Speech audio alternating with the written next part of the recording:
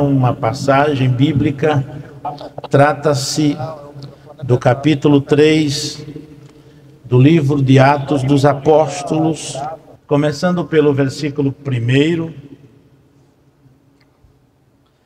Pedro e João subiam ao templo para a oração da hora nona. Era levado um homem coxo de nascença, o qual punham diariamente à porta do templo chamada Formosa, para pedir esmola aos que entravam. Vendo ele a Pedro e João que iam entrar no templo, implorava que lhe dessem uma esmola. Pedro, fitando-o juntamente com João, disse: olha para nós. Ele os olhava atentamente, esperando receber alguma coisa. Pedro, porém, lhe disse: não possuo nem prata, nem ouro, mas o que tenho, isto te dou.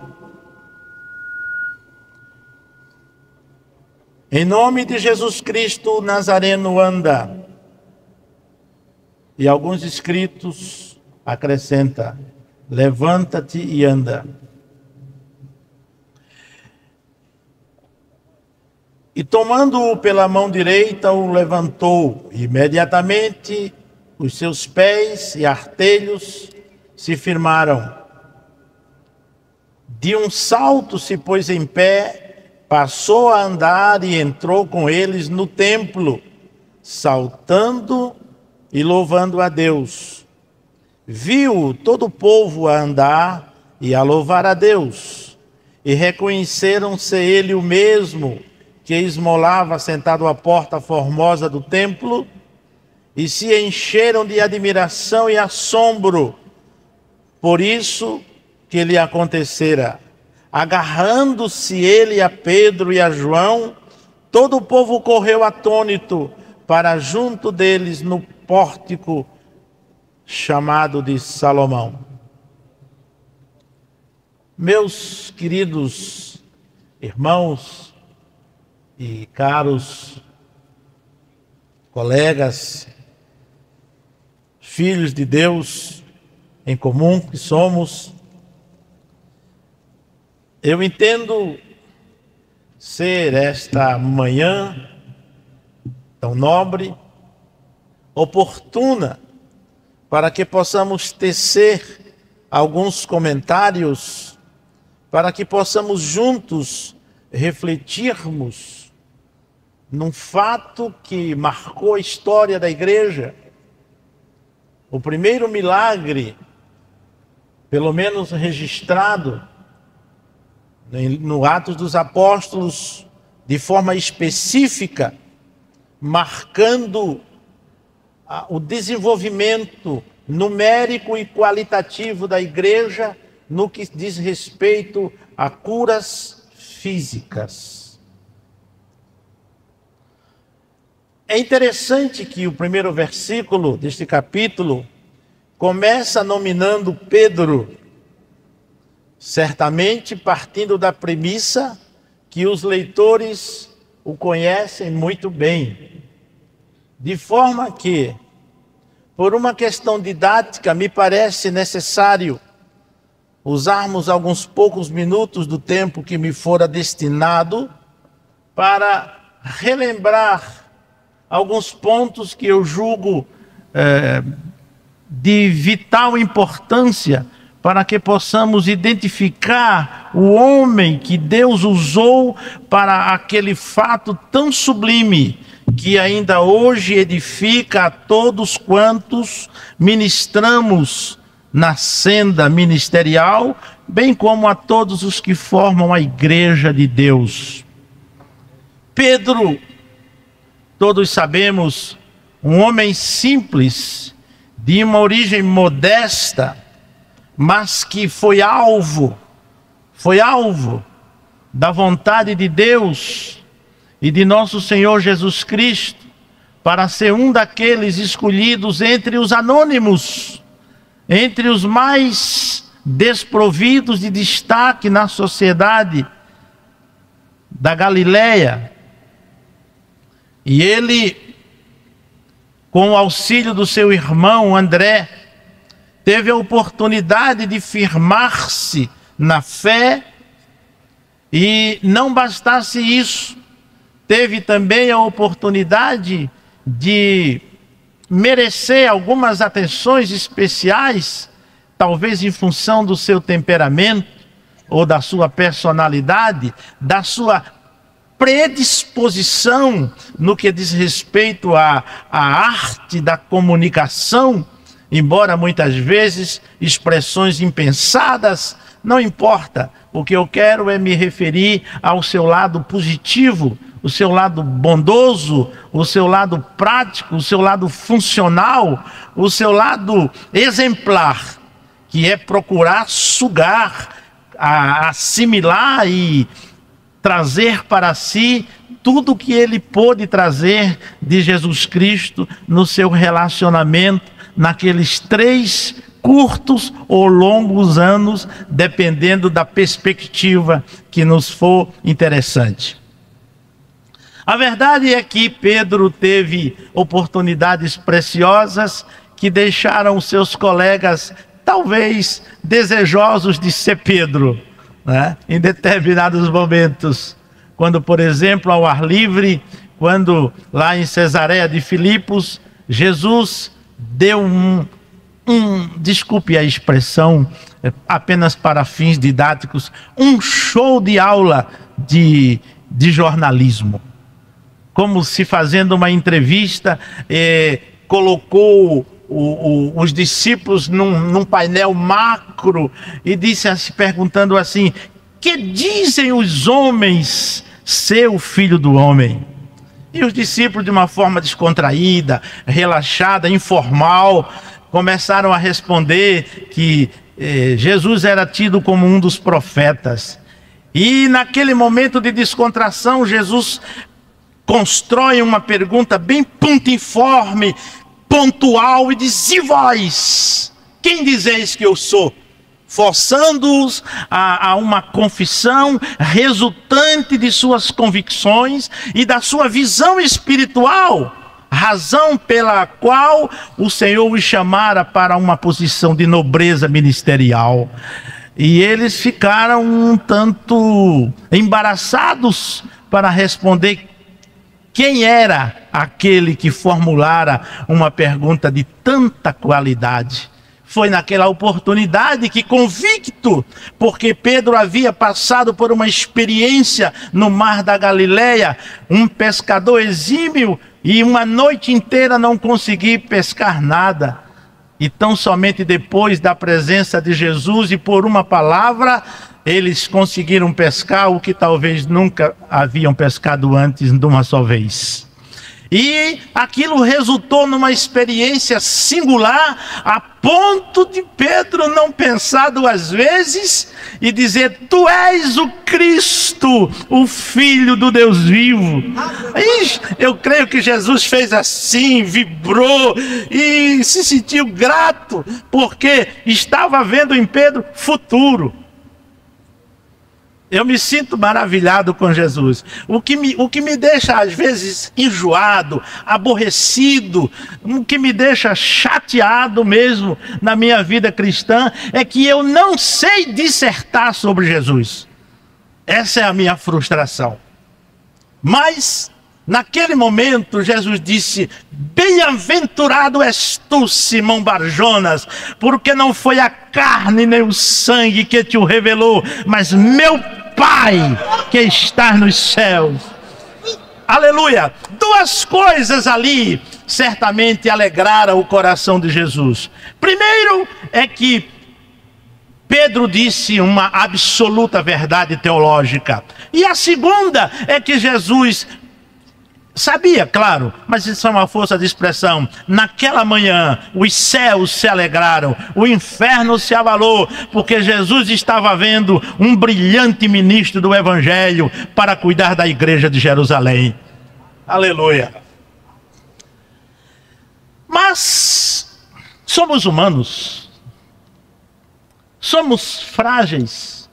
Somos, na essência, fragilizados, não pelo fato de sermos obras das mãos divinas, mas porque somos humanos, porque somos finitos sob o ponto de vista genético.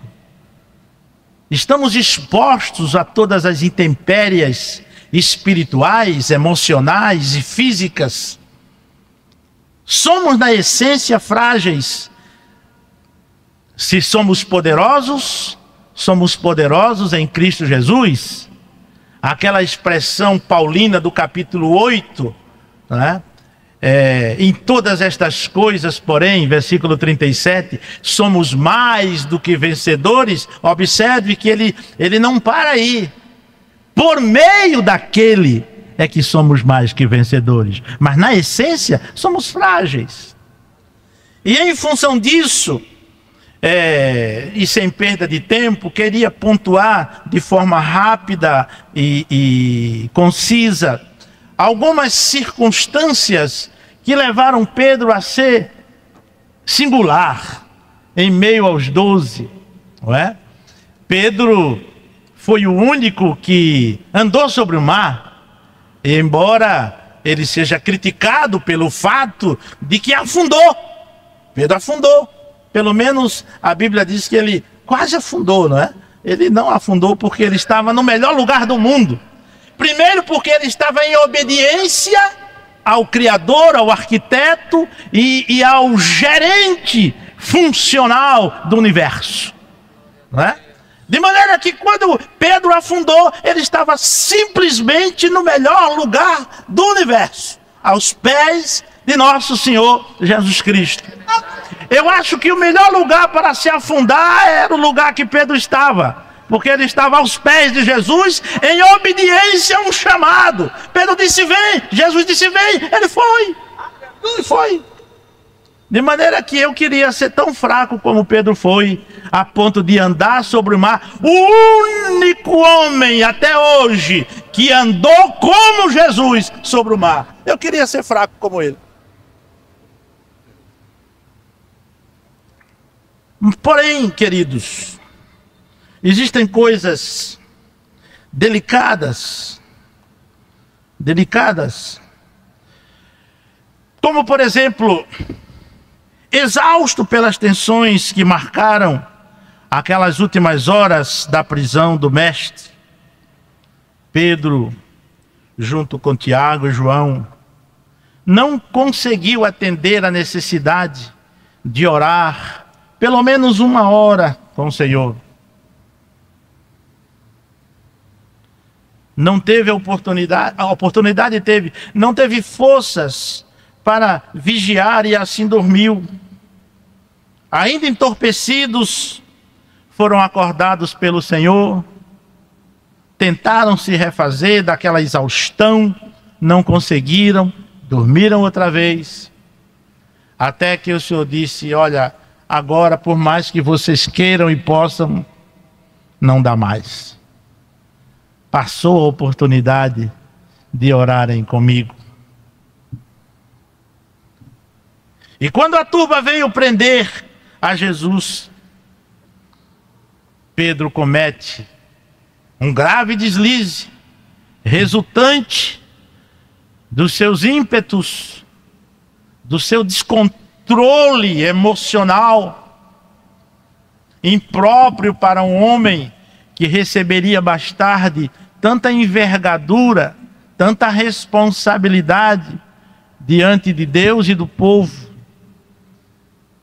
Não temos explicações maiores, porque a Bíblia não traz as razões específicas e os mecanismos utilizados para que ele golpeasse aquele Malco, decepando um dos seus pavilhões auriculares, a sua orelha. Mas o que acontece, o que nós vamos observar ali, que aquela atitude comprometeria seriamente a posição de Jesus e a dele.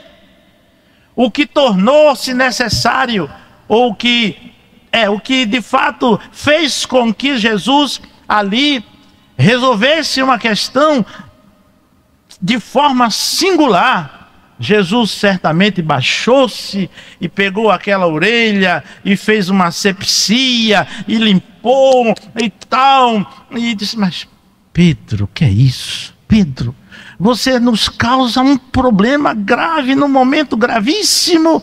Pedro, eu estou às portas de ser julgado. Isso pode sobrar para você também. Imagine nós dois presos. Eu por uma razão, você por outra. Mas Satanás está vivo e ativo. E ele tem as intenções de prejudicar um plano, um projeto divino. Que é isso, rapaz? Ah, Senhor, agora eu já fiz, não tem mais jeito. Para você não tem, mas para mim tem. Aí Pedro assiste Jesus fazer uma cirurgia plástica e coloca aquela peça anatômica na cabeça de Malco e consegue reparar aquele quadro sem deixar nenhum vestígio, porque uma mínima cicatriz seria uma testemunha material contra o projeto de Deus para a nossa salvação. De maneira que por mais que os seus colegas quisessem acusar Pedro de uma atitude criminal ou criminosa, não havia provas materiais, porque ninguém provava que aquela orelha tinha sido reposta em sua cabeça. Imagine os irmãos, Pedro preso ou também morto. Você, na linguagem deles, comparsa de um homem que veio trazer tribulações sociais, ou heresias, ou coisa que valha. Mas tudo isso aconteceu. Não bastasse Pedro entender que estava àquela altura, sendo alvo de um milagre na sua vida, porque o milagre da orelha de Pedro, de Malco, redundou também no milagre para Pedro, porque ele agora não era mais nenhum homem sujeito a julgamento. Achou pouco, foi negar Jesus na sala social de Caifás, onde estavam os seus amigos, os que comungavam com os ideais daquele homem. Lá estava Pedro, com outras intenções, é claro, mas de repente chega a negar o mestre. Um homem que daqui a 50 dias seria o pregador escalado pelo Espírito Santo para pregar na inauguração da igreja em Jerusalém, estava nesse atropelo em Jerusalém. Mas eu louvo a Deus pelo Jesus que me salvou. Eu gosto muito de dizer nas minhas orações: ó Deus, Deus de Jacó e Deus de Pedro. Eu vou precisar dizer uma coisa para os irmãos aqui. Eu espero que eu não esteja ofendendo nenhum dos teólogos aqui presentes, mas eu sinto segurança em lhes dizer: quem mais conhece sobre Deus não são os teólogos, mas quem mais precisa dele. Quem mais conhece a Deus é quem mais precisa dele.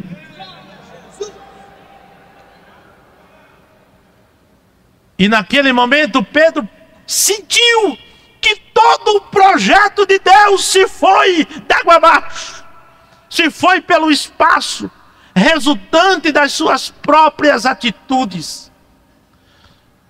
E lembre-se, os senhores, que se houve um problema que Jesus levou para a cruz e para a sepultura, foi o problema de Pedro, foi a negação de Pedro.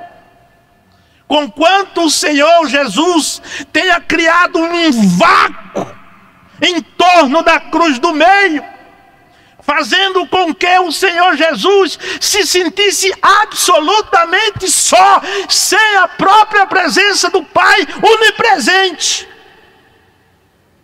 Deus prescindiu da sua onipresença na cruz do meio num determinado instante, quando Jesus perguntou: meu Deus, por que me desamparaste? Uma das razões foi a desistência de Pedro de atentar com seriedade. Mas eu queria dizer, mais pecador do que Pedro sou eu. Mas a verdade é que mesmo que Jesus tenha morrido por todos nós, ele levou para a sepultura o problema de Pedro. Tanto é verdade que quando Jesus ressurge e fala para o anjo que ali estava, dizendo assim para ele: olha, estão vindo aí 3 meninas, Maria Madalena, Maria mãe de Tiago e Salomé. Diga para elas que eu já não estou mais aqui, mas ressuscitei. E diga também para elas que falem com os meus discípulos, dizendo para eles que vão para a Galileia, porque lá nós teremos a primeira reunião ministerial pós-ressurreição. Lembrando que Pedro não pode faltar a esta reunião. Dá-lhe o fleire, nega-se. Foi naquela situação que Pedro, amarelo, macerado, desestruturado, desistente, abatido, frustrado, rendido, recebe a visita junto com os demais colegas daquelas 3 mulheres. E elas começam a dizer o que aconteceu e o que ouviu. E Pedro começa a cada vez mais se tornar um desistente e um frustrado. E de repente elas olham para Pedro e dizem: Pedro, o Senhor mandou para você uma mensagem especial. Ele manda dizer que você precisa estar presente na reunião. Então as esperanças de Pedro reacederam, renasceram. Aí então nós começamos a ver o quanto Deus é insistente, o quanto Deus é determinado quando elege alguém para uma tarefa específica. E eu queria nesta manhã poder lhes dizer: meu irmão, se você entende que Deus desistiu de você, eu estou aqui nesta manhã para profetizar para a sua vida: Deus não desistiu de você. Aleluia. Faltavam como que menos de 50 dias. Era algo da ordem de 47 a 45 dias para a inauguração da igreja de Jerusalém. O restante os irmãos já sabem o que se passou com Pedro. O interessante agora, queridos, é que o livro de Atos dos Apóstolos, junto com o evangelho que leva o seu nome, o nome do autor, constitui uma obra magna, uma obra em 2 volumes, que tem o propósito de mostrar na universalidade do reino de Deus. O seu evangelho é em muitos aspectos o mais diferenciado entre os outros sinóticos, junto com o livro de Atos. Lucas era pessoalmente muito bem equipado para esta tarefa, para compilar, redigir e deixar para a posteridade eclesial e tantos quantos se interessassem por tão valiosos fatos, os seus registros bíblicos. Lucas tinha algumas vantagens em relação aos seus colegas escritores dos evangelhos, por algumas razões que eu quero colocar em poucas palavras, para entrar nas questões mais teológicas do texto que acabamos de ler. Quando Paulo envia saudações aos seus irmãos colossenses, ele menciona 3 judeus e 3 não judeus. E entre esses 3 não judeus está o nome de Lucas, o médico amado. Isso no capítulo 4 de Colossenses 10 a 14, o que mostra que Pedro era o único dos escritores do Novo Testamento gentil, não judeu. É interessante observar que ele sempre usa o Velho Testamento. Quando ele usa o Velho Testamento, usa na versão grega, o que faz dele um autêntico grego, o que faz dele um autêntico gentio, melhor dizendo. Observe, senhores, que tanto no início do livro de Atos, como no início do livro do seu evangelho, ele dedica os seus escritos a Teófilo.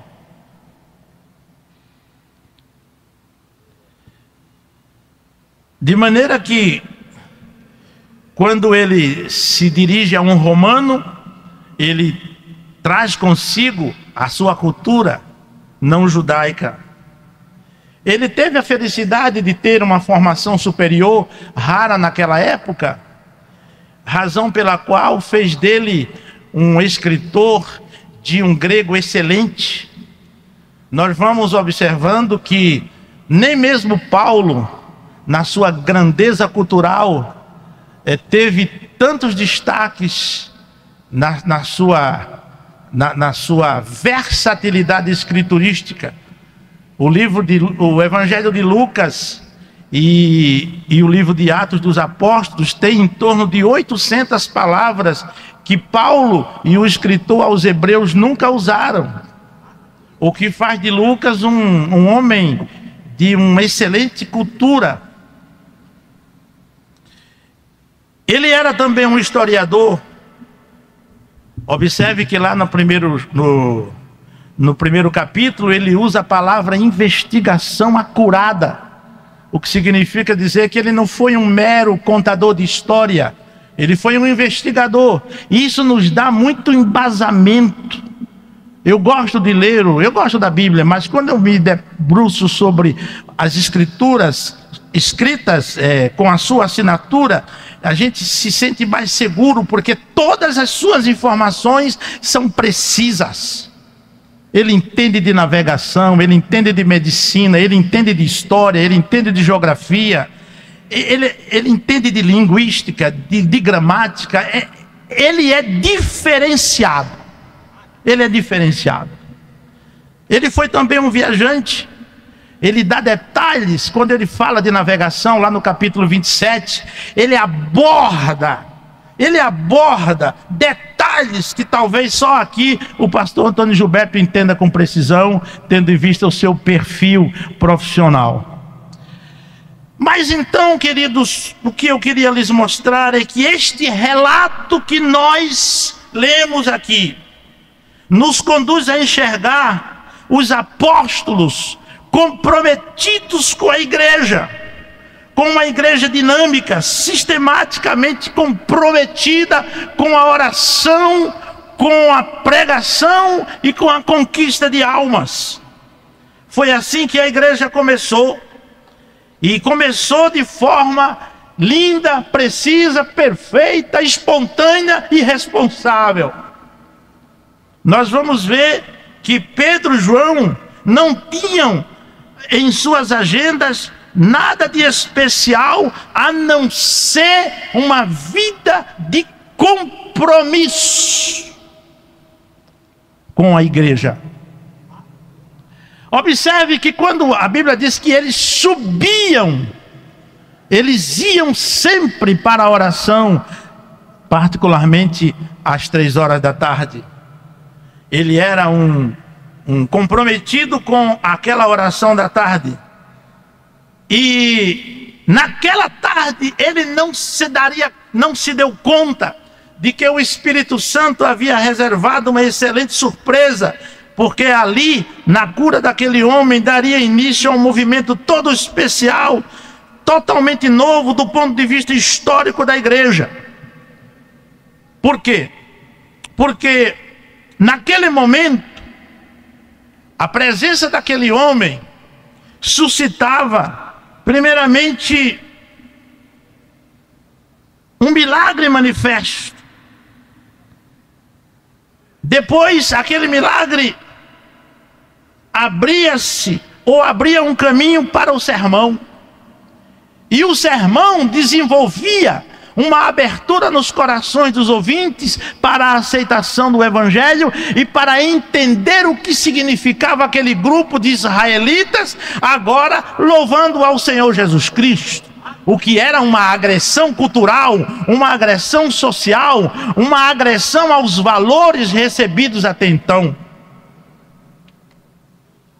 Pedro e João participavam daquele compromisso eclesial sem qualquer dignidade especial, embora eles fossem os plenipotenciários de nosso Senhor Jesus Cristo. Mas eles estavam ali misturados, até porque eles aprenderam com Jesus não ser homens de destaques. Os irmãos devem estar lembrados de que para Jesus ser preso, os soldados precisaram pagar a Judas, para Judas dizer quem era Jesus, porque Jesus andava misturado de tal forma que ninguém sabia quem era quem. Eu acho que nós temos que aprender muito com Jesus e com a Bíblia, não é verdade? É verdade.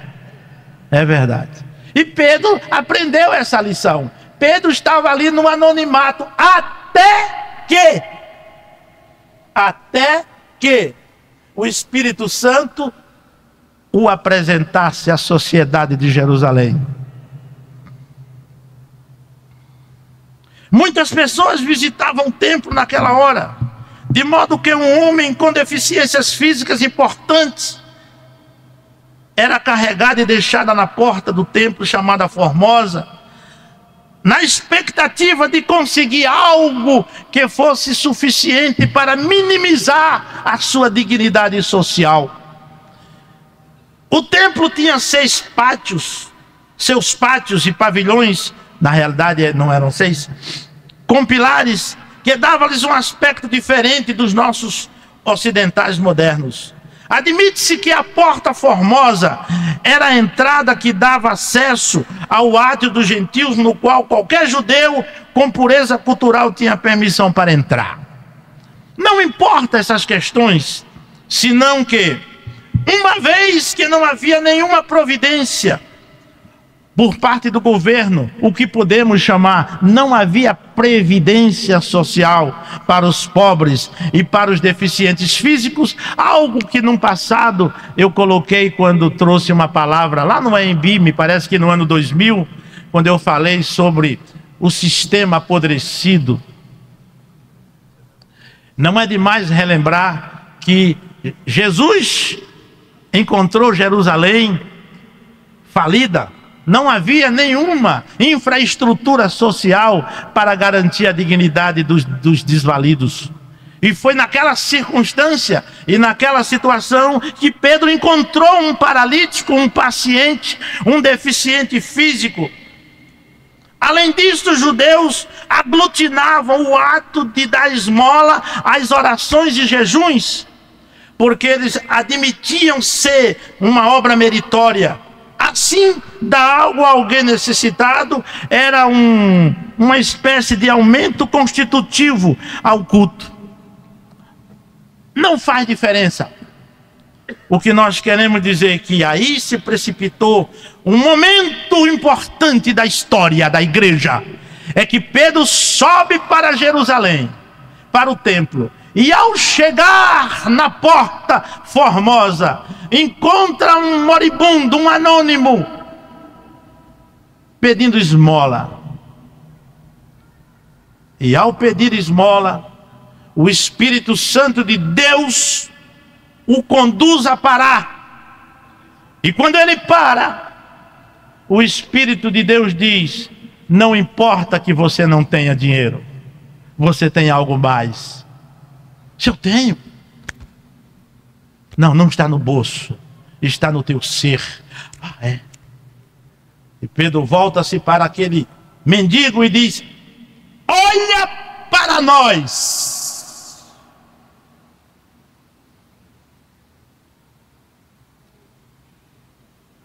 Que coragem, que disposição, que cristalinidade, que pureza, que riqueza, que patrimônio. Um homem poder pedir para a sociedade olhar para si. Ele poderia não ter dignidade socioeconômica, mas tinha dignidade ministerial para poder fazer com que alguém despertasse o seu interesse para olhar para ele. Um anônimo, um pescador frustrado, um homem que foi chamado não para ser rico de valores monetários, mas rico das bênçãos e dos dons de Deus. Eu lamento quando eu vejo homens que fazem de suas experiências um slogan, um comercial para dizer: oh, meus irmãos, eu deixei tudo para servir a Jesus, como se estivesse fazendo um favor para Jesus, como se não fosse digno ser um homem chamado por Jesus para ser um concessionário dos dons espirituais, para poder dizer a um homem moribundo: olha para nós.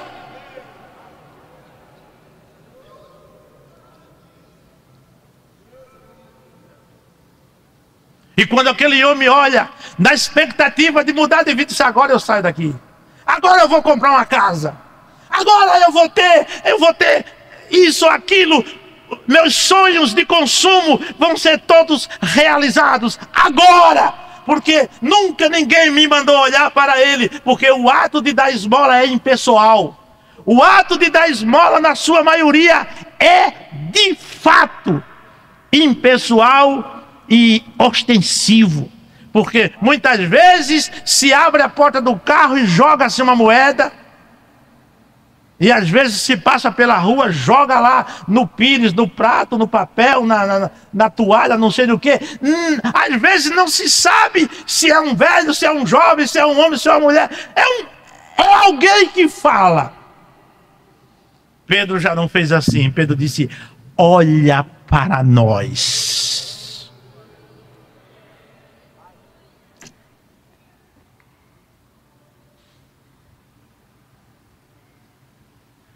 E ele os olhava atentamente, esperando receber alguma coisa.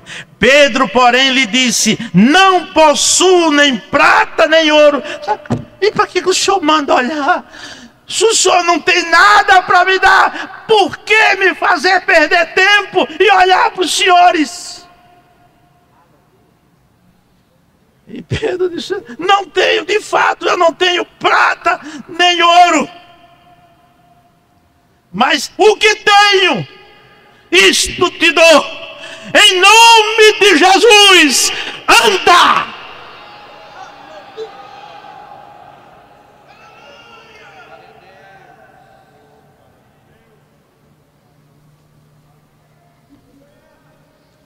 No primeiro momento, Pedro estabelece um contato pessoal, rompendo com aquela cultura indigna do ato de dar esmola convencional.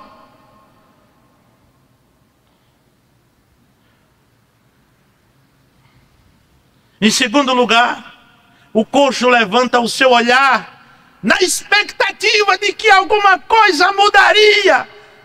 E um homem de Deus não pode brincar com o emocional daqueles que se chegam a ele. O homem de Deus precisa ser talhado no respeito, na dignidade, na seriedade, nos relacionamentos, sabendo que nós temos uma diferenciação. Nós somos concessionários de uma mensagem de mudança, de uma mensagem de futuro, de uma mensagem de estrutura, de uma mensagem de restauração, de uma mensagem de cura, de uma mensagem de milagre, de uma mensagem que opera mudanças tridimensionais no espírito, na alma e no físico. E por essa razão, ou por estas razões, nós não podemos brincar com os emocionais das pessoas. Deus, que é Deus, não manipula os nossos emocionais. E, consequentemente, Ele não permite que nós façamos tais coisas. Quando Pedro disse, olha para nós, Pedro sabia o que faria em seguida. Terceiro, quando ele diz, não possuo nem prata e ouro, é possível que Pedro se encontrasse com o caixa nas mesmas situações da maioria de nós, ministros do Evangelho. Eu estou falando da maioria porque tem as suas exceções, dignas e merecidas talvez. Contudo, rico dos dons de Deus, ferramentas necessárias para quem deseja realizar grandes feitos em nome do nosso Senhor Jesus Cristo. Foi o que ele disse. Em nome de Jesus Cristo, o Nazareno anda. Pela primeira vez, o nome de Jesus aparece no livro em sua acepção peculiar. E daí para frente, tudo gira em torno desse nome. Então foi Pedro que escancarou as portas para que o nome de Jesus fosse conhecido em meio aos judeus e depois entre os gentios.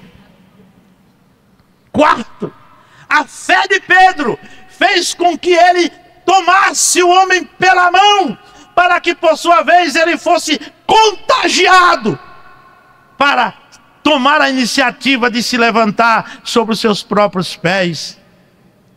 Nós precisamos crer no exercício do nosso ministério. Nós não podemos tremer nas bases quando estamos exercendo o nosso próprio ministério. Eu me lembro de Gideão, quando Deus mandou ele descer para ver como que estavam lá os seus adversários, lá no seu arraial, e Deus viu que o rapaz não estava bem das pernas, e ele começou a... O Senhor está dizendo que eu tenho que ir lá? O Senhor disse, meu filho, você vai ter que ir lá mesmo. Aí Deus, por uma questão ética, de elegância, muito própria do Senhor, aí Deus disse assim, olha meu filho Gideão, se por acaso você teme descer sozinho, você chama Purá que ele vai contigo e te dá uma força.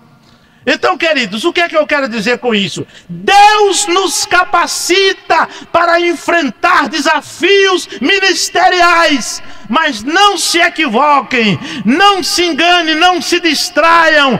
Deus também nos dá infraestrutura para crermos nos milagres, porque se nós não crermos que somos instrumentos de Deus para a operação de maravilhas, deixemos o lugar para homens mais dispostos. Aleluia!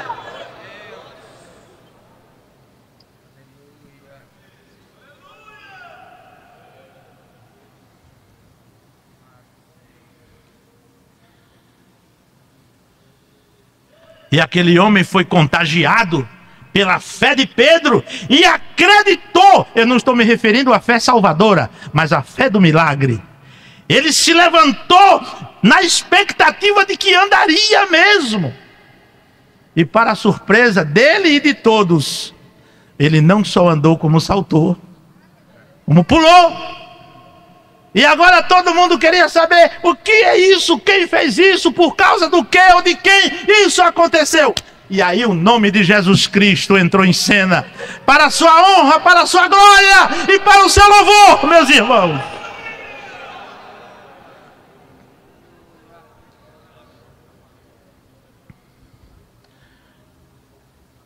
E quinto,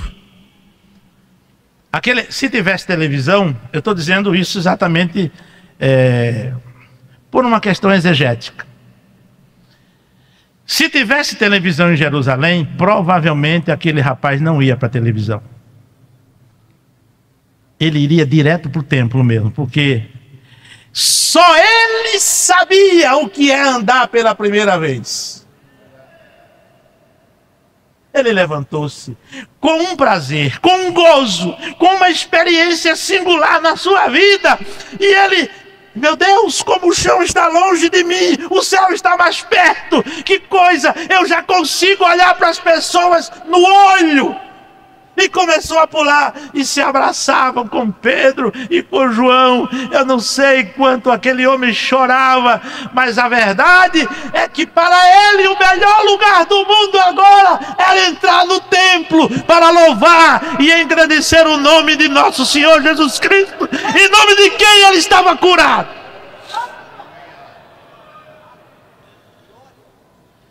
E aquele fenômeno, aquele fato, aquele mega milagre foi o início de uma obra magnífica, divina, um aumento numérico e qualitativo da igreja de Jerusalém.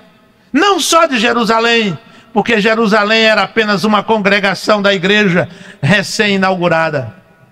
Mas, queridos, traçando um paralelo nestas celebrações, nestas comemorações, nestas festas, porque cada reunião aqui está sendo uma festa, eu queria tomar a liberdade para concluir. Eu disponho de quantos? 10 minutos? 5?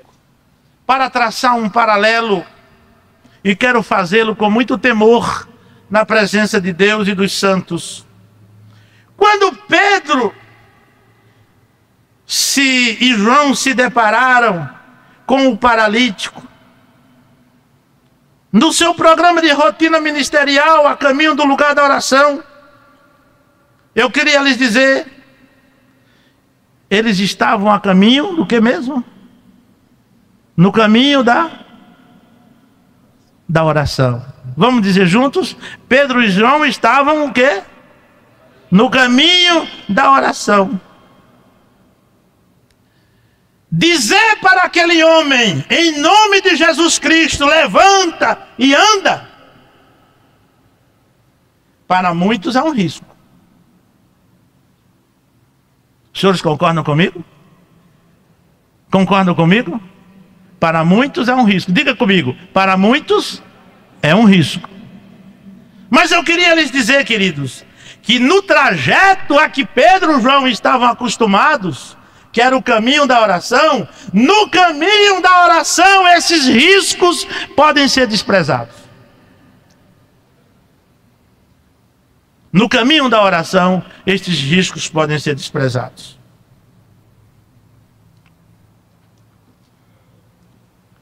Nenhum homem incorre em risco ao dizer à sociedade: olha para nós.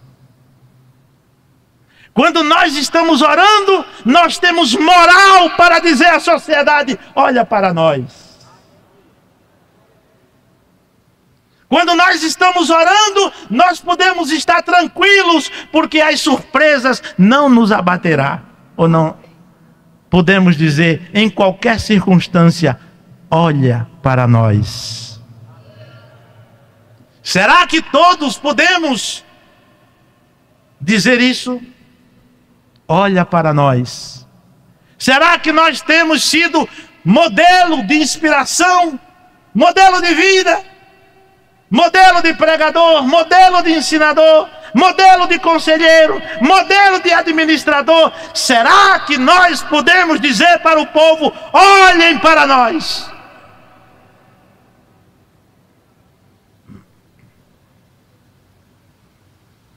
Segundo, é possível que alguém, não estou isso, Deus me guarde, generalizando, não estou aqui com o meu espírito voltado para qualquer circunstância ou situação nominal ou numérica, Deus me guarde. Mas é possível que em meio a um contingente quase que milionário, sob o ponto de vista de pessoas, haja alguém que de repente não possa dizer para a sociedade: eu não possuo nem prata e nem ouro, não é? Principalmente se tem dificuldades de explicar como que adquiriu essa prata e esse ouro. De maneira que se há nesse contingente bilionário das Assembleias de Deus no Brasil alguém que não possa dizer isso, não tem muito o que festejar nesse centenário. Não tem muito o que festejar. Mas eu louvo a Deus que os que podem festejar, estamos aqui, humildemente, na presença do Senhor, agradecidos por fazermos parte desta história. Glórias ao nome de Jesus, para sempre.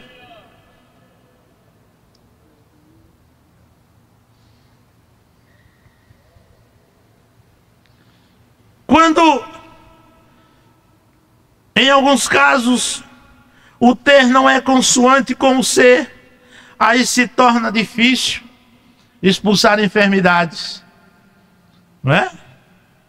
Fica difícil orar até para Jesus curar uma dor de cabeça temporária. Pode até acontecer, queridos, que de alguém orar e pedir à ovelha: olha, eu estou orando, mas procure um médico imediatamente. Pode acontecer. Olha, eu estou orando porque você pediu, mas procure um médico imediatamente. Marca uma consulta, porque a minha oração não vai funcionar não.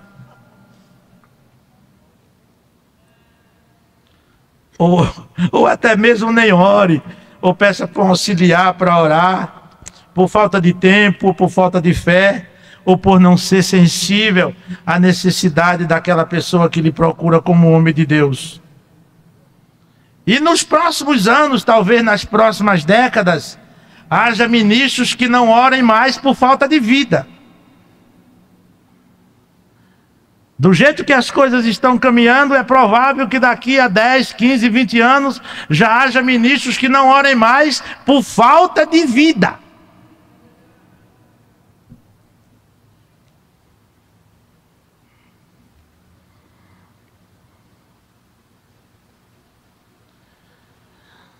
Mas, meus queridos, por essas e outras razões, pode ser que alguém tenha muito que comemorar. E eu louvo a Deus, porque se estamos aqui, é porque nós temos o que comemorar. Ninguém viria para uma celebração dessa magnitude se não tivéssemos o que comemorar. Eu louvo a Deus pela disposição dos irmãos que acataram a convocação da diretoria da CGADB, que com todo o seu empenho primou para oferecermos a Deus o melhor que podemos sob o ponto de vista institucional. E por essas e outras razões, eu quero lhes dizer, nós temos o que comemorar. Viu? E eu queria concluir esse rápido e modesto pensamento dizendo o que disse São Paulo: mas graças a Deus que nos tem dado a vitória por nosso Senhor Jesus Cristo. E em todas estas coisas temos sido mais que vencedores por meio daquele que nos amou. Eu me lembro uma vez, eu era muito jovem, quando o pastor Antônio Gilberto estava fazendo uma preciosa exegese sobre esse versículo 37 do capítulo 8, e ele fez uma analogia muito marcante para a minha vida, quando ele disse que mais que vencedor é simplesmente você ganhar, não como muitos prefeitos ganharam agora neste pleito, ganharam com cheiro de derrota, 51% contra 49%, 49,8% contra 50,2% contra 49,8%, aquele cheiro de desgraça. Então ele disse, querido, a vitória a que se refere Paulo é uma vitória de uma magnitude tão imensurável que a derrota está lá embaixo. Isso quer dizer, e eu pediria à igreja que dissesse comigo, mas graças a Deus que nos dá a vitória por nosso Senhor Jesus Cristo. E em todas estas coisas, faça assim comigo, meus irmãos, e em todas estas coisas somos mais mais que vencedores. E o meu desejo é que todos possamos dizer juntos, porque estou bem certo que nem a morte, nem a vida, nem os anjos, nem os principados, nem as coisas do presente, nem do porvir, nem poderes, nem altura, nem profundidade, nem qualquer outra criatura nos separe do amor de Cristo. E que possamos exercer o nosso ministério com brilhantismo, com veemência, com caloria, com nutrição, para a glória de Deus e para o enaltecimento do nome de nosso Senhor Jesus Cristo, porque Jesus Cristo não voltará para levar uma igreja sufocado. Senhor, se você atrasar mais um dia, vai me encontrar desviado. Se o Senhor demorar mais um mês, vai encontrar um desistente. Se o Senhor vier e vai demorar mais uma semana, o que vai ter de gente preso com escândalo? Venha logo, porque a igreja não aguenta mais. Não, senhores, o Senhor Jesus Cristo virá para apanhar uma igreja vitoriosa, forte como nunca. Que Deus nos abençoe em nome de Jesus.